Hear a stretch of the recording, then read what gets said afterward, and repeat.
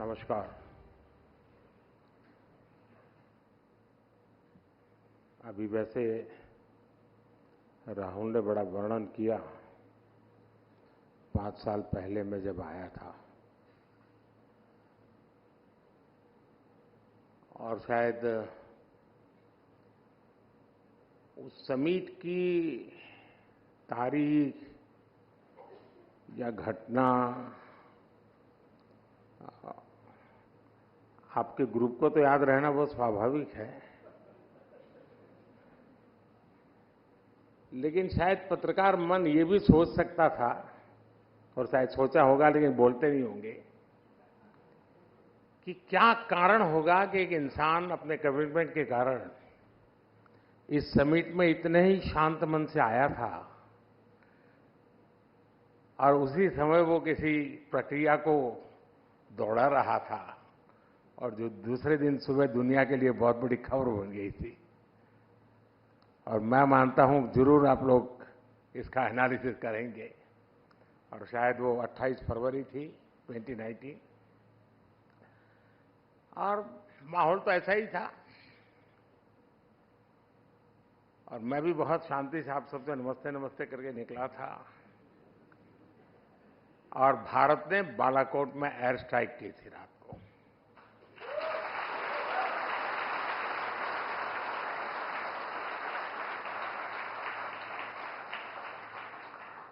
और वो एक दिन था और एक दिन आज है। और आपने देखा होगा कि आतंक के सरगना हो या विकास और शांति की चाहत रखने वाले देश हो, सबने राइजिंग भारत अनुभव किया है।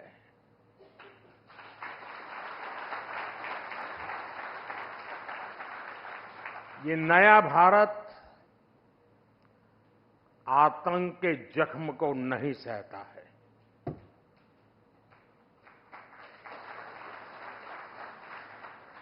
बल्कि आतंक के जख्म देने वालों को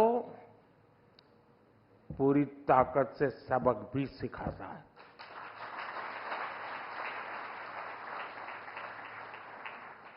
जो हमें आतंकी हमलों के जख्म देते थे, उनकी क्या हालत है, ये देशवासी भी देख रहे हैं और दुनिया भी देख रही है।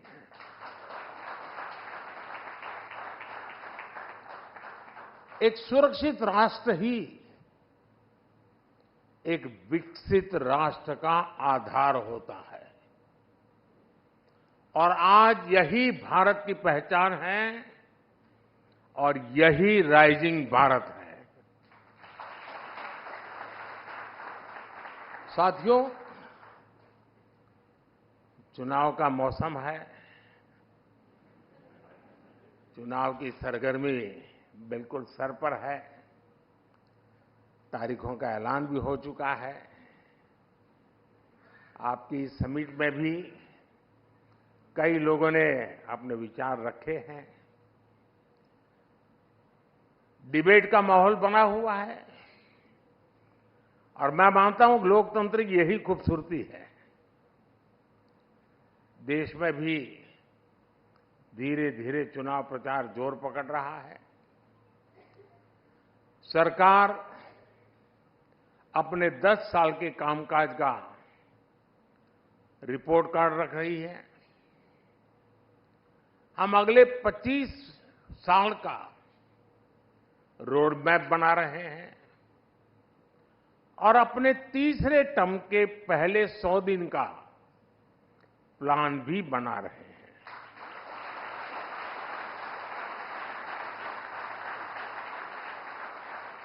दूसरी तरफ हमारे जो विरोधी हैं,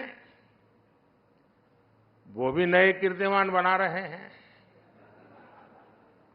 आज ही उन्होंने मोदी को 104वीं गाली दी है। औरंगजेब कहकर नवाजा गया है। मोदी की खोपड़ी उड़ाने का ऐलान किया गया है। इन सब पॉजिटिव नेगेटिव बातों के बीच दुनिया का सबसे बड़ा इलेक्शन जारी है। 2600 से ज्यादा पॉलिटिकल पार्टियां, करीब 97 करोड़ मतदाता, 97 करोड़ वोटर्स, करीब 2 करोड़ फर्स्ट टाइम वोटर्स लोकतंत्र के इस पर्व में हिस्सा लेने जा रहे हैं।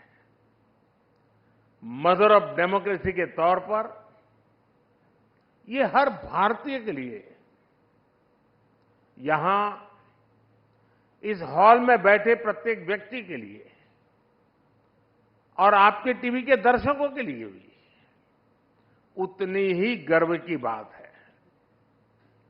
साथियों, आज पूरी दुनिया 21वीं सदी को भारत की सदी कहती है।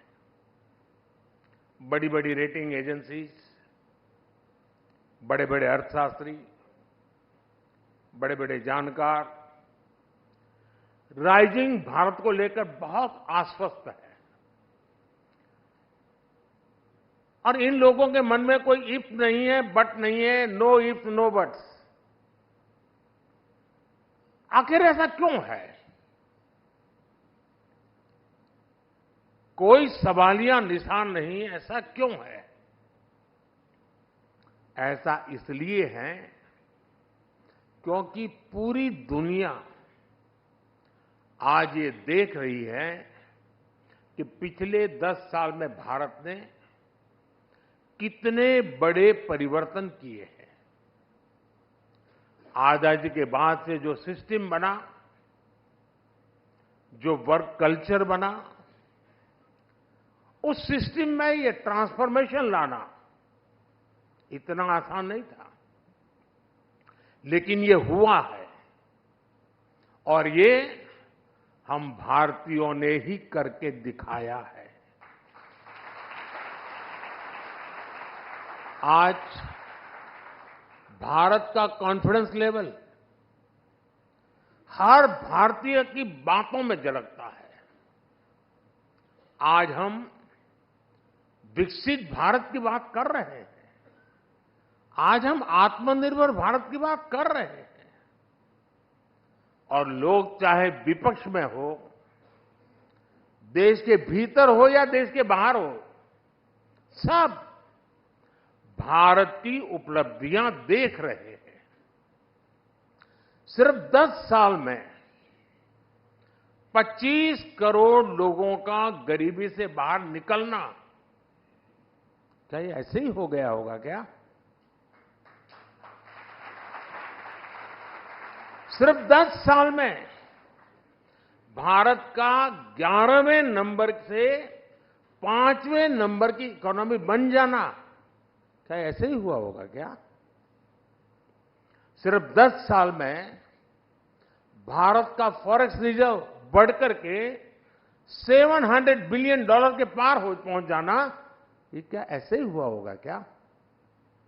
सिर्फ 10 साल में भारत का एक्सपोर्ट $700 बिलियन पार कर जाना, क्या ऐसे ही हुआ होगा? और ये तो अभी कुछ भी नहीं है, अभी तो और भी आगे जाना है।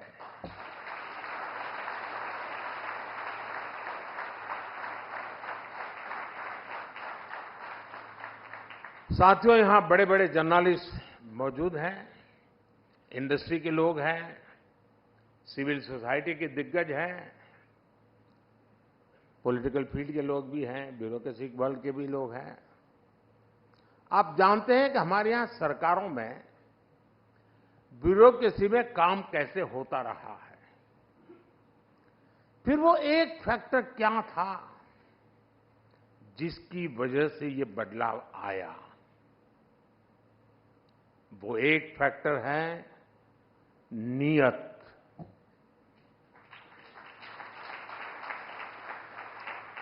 नियत सही तो काम सही। और नीयत कौन सी? नेशन फर्स्ट की नीयत।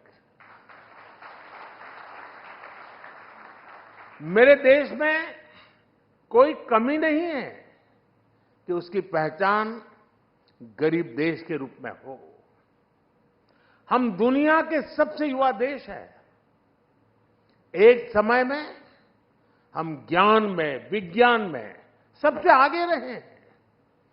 दुनिया की कोई वजह नहीं है कि भारत किसी भी देश से पीछे रहे। बस हमें नेशन फर्स्ट की नीयत के साथ आगे चलना है। ये देश जो हमें इतना कुछ देता है, हम उसमें सिर्फ रहते हैं या फिर देश के लिए कुछ अलग करते भी हैं, ये फर्क बहुत बारीक है। लेकिन बारीक सा फर्क ही देश को आगे ले जाता है। जिस दिन आप अपने काम को देश के साथ जोड़ लेंगे, आप जो कुछ भी हैं, आप डॉक्टर हैं, इंजीनियर हैं, स्टार्टअप शुरू कर रहे हैं, जिस दिन आप अपने काम को देश के लक्ष्यों के साथ जोड़ लेंगे, तो समझ लीजिएगा कि नेशन फर्स्ट का बीज आप में अंकुरित हो गया है। यही नेशन फर्स्ट का बीज आज सरकार में, सिस्टम में, हर व्यवस्था में, हर व्यक्ति में, देश के कोने कोने में राइजिंग भारत का आधार बन रहा है। सिर्फ अपने लिए ही जिए, सिर्फ अपने लिए जिए तो क्या जिए? जीना है तो देश के लिए, और मरना भी है तो देश के लिए।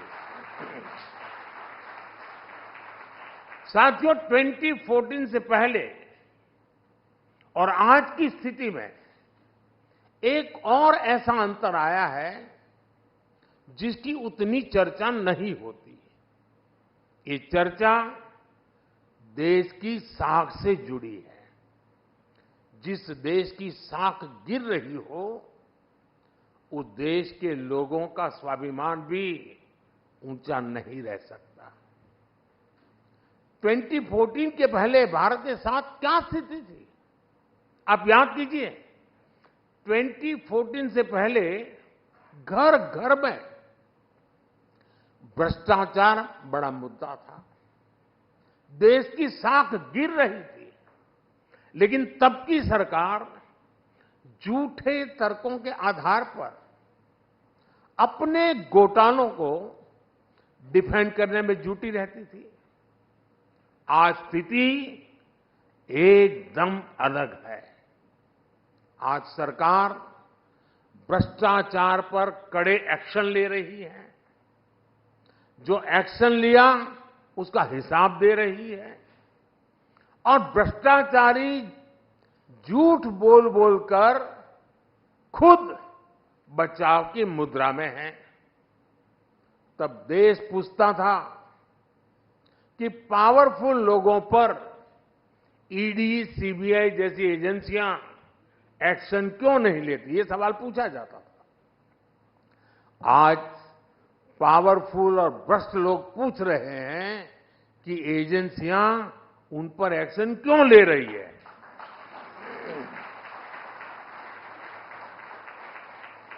ये अंतर 10 सालों में आया है। बात वही है, नीयत सही तो काम सही। करप्शन पर कार्रवाई, ये मेरा कमिटमेंट है। साथियों, हमारे देश में भ्रष्टाचार इसलिए भी अधिक था क्योंकि सरकारी दफ्तर, सर्विस सेंटर बनने के बजाय पावर सेंटर बन गए थे।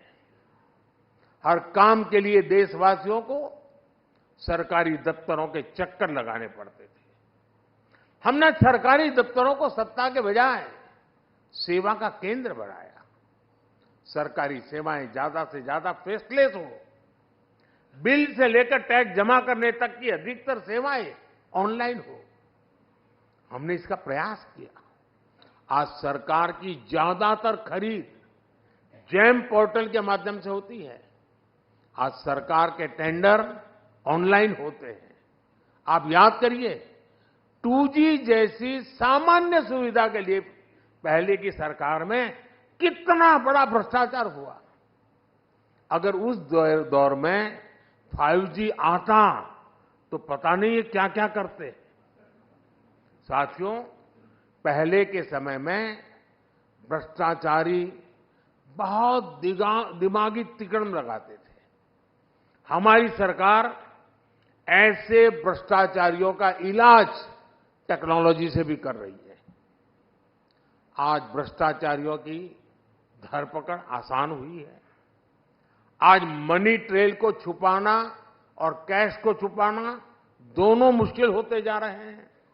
और इसलिए कभी किसी सरकारी बाबू के घर से, बिस्तर से, दीवारों से नोटों की गड्डियां निकलती हैं। कभी किसी कांग्रेस के सांसद के घर से सैकड़ों करोड़ के नोटों के ढेर निकलते हैं। कभी किसी टीएमसी के मंत्री के घर से नोटों के ढेर निकलते हैं। इसलिए चारों तरफ बौखलाहट नजर आती है, बिलबिलाए हुए हैं। और ये सब होता क्यों है? बात वही है, नीयत सही तो काम सही। साथियों, आप में से जो सीनियर हैं, उन्होंने वो दिन भी देखे हैं जब देश के एक प्रधानमंत्री ने कहा था कि दिल्ली से 1 रुपया भेजता हूं तो सिर्फ 15 पैसा गरीब गांव के गरीब तक पहुंचता है। यानी सरकारी खजाने से पैसा निकल रहा था, लेकिन वो किसी और की जेब में जा रहा था। ये ऐसा भ्रष्टाचार था जो सीधे सामान्य जन को प्रभावित करता था।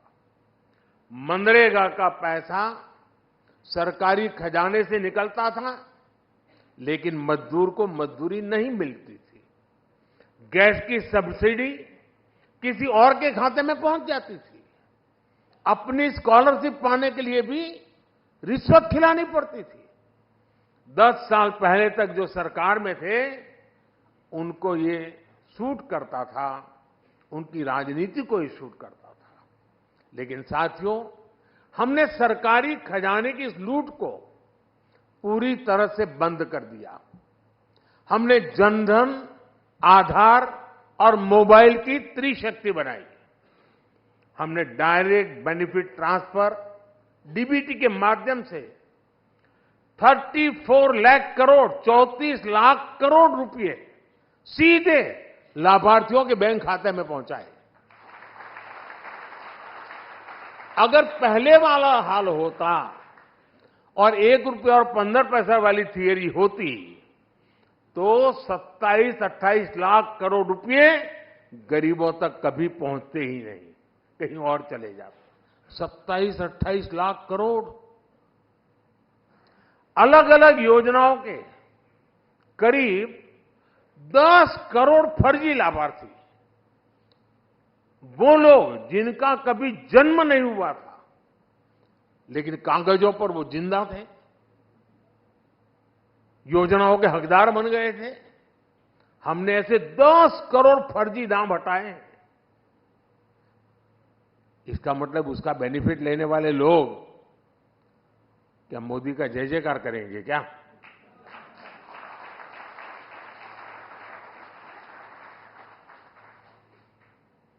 आप हैरान हो जाएंगे, 4 करोड़ फर्जी राशन कार्ड, उसको हमने हटाया।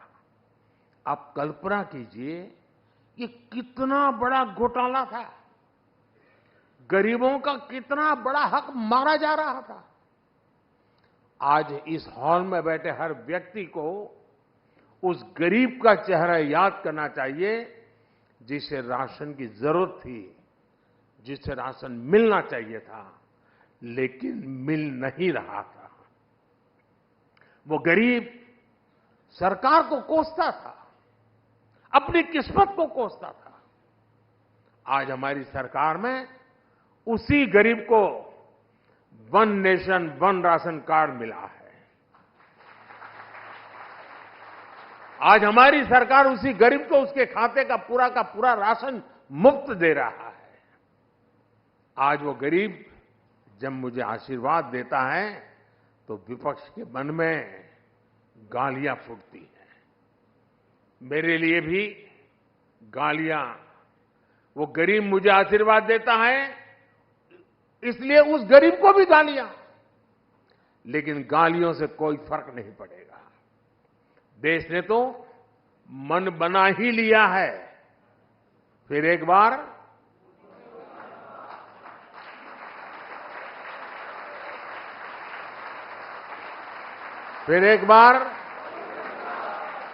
साथियों, हमारी सरकार ने पहले दिन से ही अपनी गवर्नेंस को गरीब की गरिमा, गरीब के कल्याण और गरीब के सशक्तिकरण पर केंद्रित रखा है।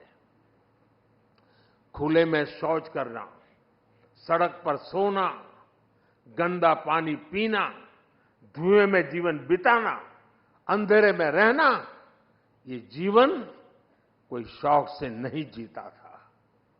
परिवार का सदस्य बीमारी के कारण बिस्तर पर पड़ा हो, मदद के बदले ठोकरें मिलती हो, कोई रास्ता न सूझे, यही स्थिति थी। आप सोचिए, आए दिन अपमान कैसे कितने घूंट गरीबों को पीने पड़ते थे। यहां बैठे बहुत से शायद जीवन की कल्पना भी नहीं कर सकते हैं कि कैसा जीवन था, लेकिन मैं ये सब कुछ अनुभव करके यहां पहुंचा हूं। मैं उस जिंदगी को जी करके आया हूं, इसलिए मुझे किताबों में नहीं पढ़ना पड़ता और न ही कैमरा के माध्यम से वीडियो शूट करके देखना पड़ता है।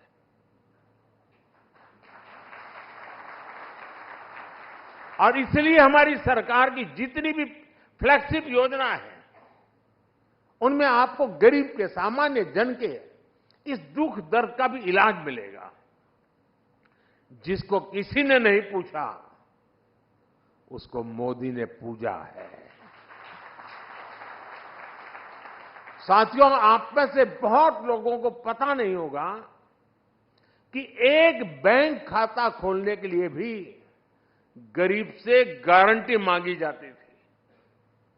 लोन की बात तो छोड़ दीजिए, देश के एक बड़ी आबादी जो भूमिहीन थी, उसे भी ऐसे ही छोड़ दिया गया था।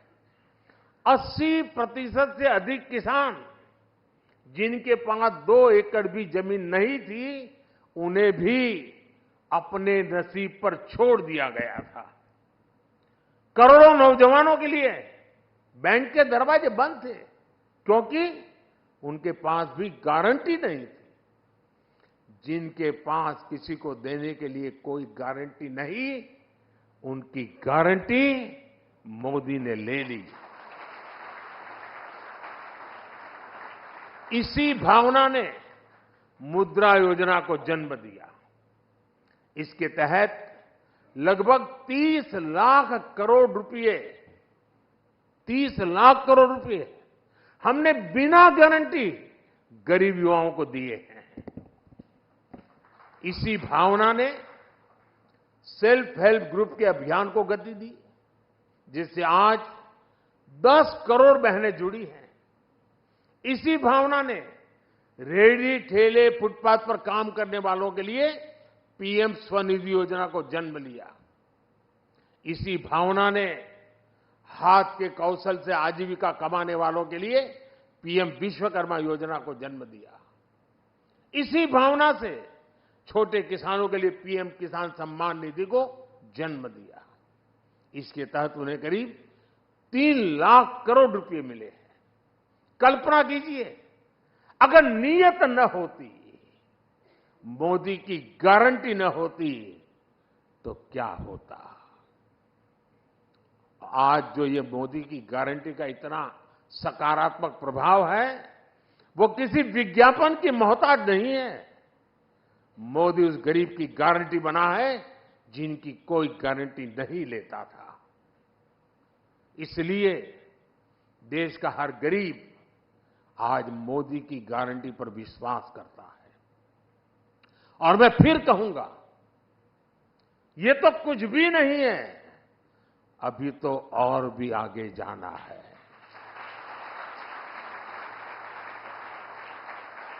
साथियों, हमारे देश में लंबे समय तक राजनीतिक उपेक्षा का बहुत बड़ा शिकार देश का मिडिल क्लास भी रहा है। आप में से ज्यादातर मेरी बात से कोरिलेट कर पाएंगे।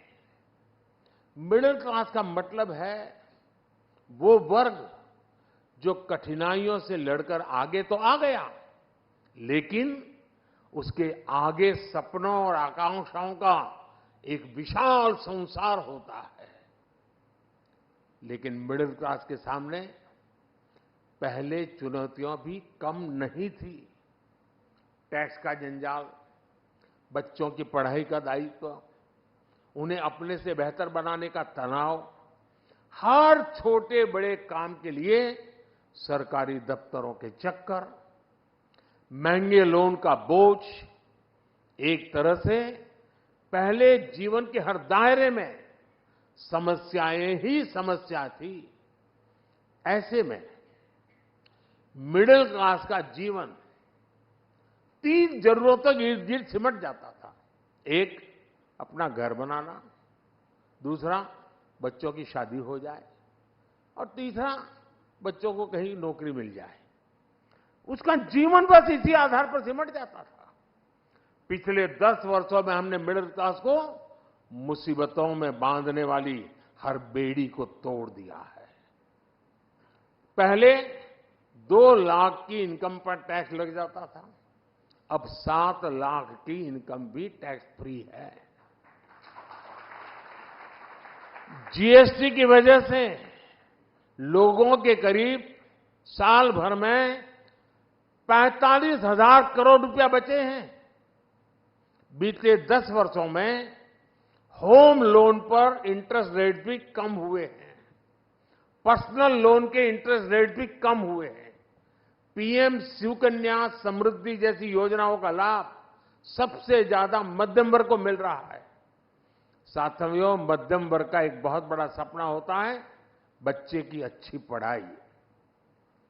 इस दिशा में भी पहले की सरकारों ने मध्यम वर्ग की आकांक्षाओं का ध्यान नहीं रखा। आज हमारी सरकार देश में तेजी के साथ एजुकेशन इंस्टीट्यूट खोल रही है। बीते 10 साल में हर दिन भारत में 2 नए कॉलेज बने, प्रतिदिन डेली 2 नए कॉलेज, और हर हफ्ते एक नई यूनिवर्सिटी बनी है। देश में रिकॉर्ड संख्या में नए आईआईटी, आईआईएम्स और मेडिकल कॉलेज खुले हैं। 2014 तक देश में 400 से भी कम मेडिकल कॉलेज थे, लेकिन उनकी संख्या 10 साल में 700 तक पहुंच गई है। 2014 में पूरे देश में सिर्फ 50,000 एमबीबीएस सीट थी। आज देश में एमबीबीएस सीटों की संख्या बढ़कर 1 लाख से ज्यादा हो गई है। मेडिकल में पीजी की सीटें भी 2 गुनी से ज्यादा हो चुकी है। सरकार ने स्थानीय भाषा में मेडिकल और इंजीनियरिंग की पढ़ाई का जो निर्णय लिया है, उसका भी फायदा मध्यम वर्ग के बच्चों को मिला है। हमारे मिडिल क्लास परिवारों के हजारों करोड़ रुपए अपने बच्चों को बाहर किसी देश में पढ़ाने में खर्च हो जाते थे। ये पैसे बचे, इस दिशा में भी हमारी सरकार काम कर रही है। आज दुनिया के एक से बढ़कर एक विश्वविद्यालय यहां भारत आकर अपना कैंपस खोलना शुरू किया है। फॉरेन यूनिवर्सिटीज की मदद के लिए सरकार ने नियमों में भी बदलाव किया है। साथियों, बीते 10 साल में जो नए सेक्टर खोले गए हैं, उन्होंने भी मध्यम वर्ग के बच्चों के लिए आगे बढ़ने के नए रास्ते बनाए हैं। स्पेस सेक्टर हो, स्टार्टअप हो, ड्रोन और मैपिंग सेक्टर हो, इन सबको नौजवानों के लिए खोल दिया गया है। डिफेंस सेक्टर में भी रिफॉर्म करने से हमारे नौजवानों को नए अवसर मिल रहे हैं। स्पोर्ट्स सेक्टर में भी हमने जो आधुनिक इंफ्रास्ट्रक्चर बनाया था, ट्रांसपेरेंसी पर जो काम किया, उसने भी नौजवानों के लिए नए अवसर बनाए हैं। अभी हमने जो पीएम सूर्यघर मुफ्त बिजली योजना शुरू की है, उससे भी बड़ी संख्या में रोजगार और स्वरोजगार के नए अवसर बनने वाले जा रहे हैं। और उसके कारण मध्यम वर्ग का बिजली का बिल 0 होने वाला है। मध्यम वर्ग का एक और बड़ा सपना होता है शहर में अपना घर। लेकिन आप जानकर हैरान रह जाएंगे कि शहर में रहने वाले मिडिल क्लास के लिए पहले की सरकारों में एक भी योजना नहीं थी। मध्यम वर्ग के घरों के लिए पहली योजना अगर किसी सरकार ने बनाई तो हमारी सरकार ने बनाई। हमने मध्यम वर्ग के लोगों को घर के लोन में सब्सिडी दी, ब्याज में राहत दी। इस पर करीब 50,000 करोड़ रुपए हमने खर्च किए। इसका भी बहुत बड़ा लाभ मिडिल क्लास परिवारों को मिला है। उनके अपने घर का सपना पूरा हुआ है। साथियों, दिल्ली एनसीआर के लोग जानते हैं कि पहले की सरकारों के समय कितने फ्लैट फंस गए थे। लोग किराए के घरों में रहते थे, ईएमआई भी भरते थे और अपने घर के पूरा होने के इंतजार में जीवन पूरा कर रहे थे। मिडिल क्लास के इन परिवारों की भी पहले किसी भी सरकार ने सुनी नहीं थी। हमारी सरकार 25,000 करोड़ रुपए की व्यवस्था करके ऐसे अधूरे प्रोजेक्ट को पूरा करवा रही है ताकि मिडिल क्लास के परिवार को उसका अपना घर मिल जाए, उसने जो इन्वेस्टमेंट किया है उसको मकान मिल जाए। ऐसी परेशानी फिर ना हो, हमने इसके लिए भी रेरा कानून बनाया है। आज करीब 1.25 लाख बिल्डिंग प्रोजेक्ट रेरा के तहत रजिस्टर्ड है। अब कोई ये मनमानी नहीं कर सकता कि किसी मिडिल क्लास के व्यक्ति का घर फंसा दे या अधूरा छोड़ दें। और ये काम मध्यम वर्गीय परिवारों के जीवन में बहुत बड़ा राहत का काम है और ये ही तो मोदी की गारंटी है। साथियों, मोदी सिर्फ शहर में ही नहीं, गांव में रहने वाले लोगों की संपत्तियों की भी चिंता कर रहा है। गांव में प्रॉपर्टी के कागज ना होने की वजह से लोगों की जिंदगी कचहरी के चक्कर काटने में ही गुजर जाती है। जमीन को लेकर झगड़े ना हो, कचहरी का चक्कर ना लगे, गांव की प्रॉपर्टी पर लोन मिले, इन बातों को ध्यान रखकर स्वामित्व योजना चलाई जा रही है। बड़ी बड़ी इंटरनेशनल एजेंसी कहती हैं कि लोगों के पास उनकी प्रॉपर्टी के राइट्स होना किसी भी देश के विकास के लिए बहुत जरूरी है।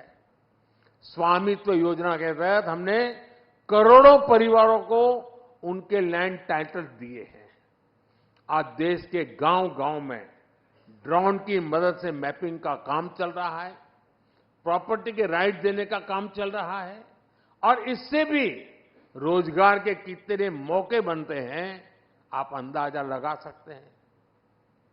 साथियों, 2014 तक पूरी दुनिया भारत को एक ओवरलोडेड फ्लाइट के एडिशनल वेट की तरह देखती थी। लेकिन आज भारत वो पैसेंजर बन चुका है जिसके बिना ग्लोबल फ्लाइट उड़ान भरने की सोच भी नहीं सकती। अगले 5 साल में भारत वो पायलट बनेगा जो ग्लोबल फ्लाइट को नई बुलंदी की तरफ से ले जाएगा। अगले 5 साल अनप्रेसिडेंटेड ट्रांसफॉर्मेशन के होंगे। अगले 5 साल अनप्रेसिडेंटेड ग्रोथ के होंगे।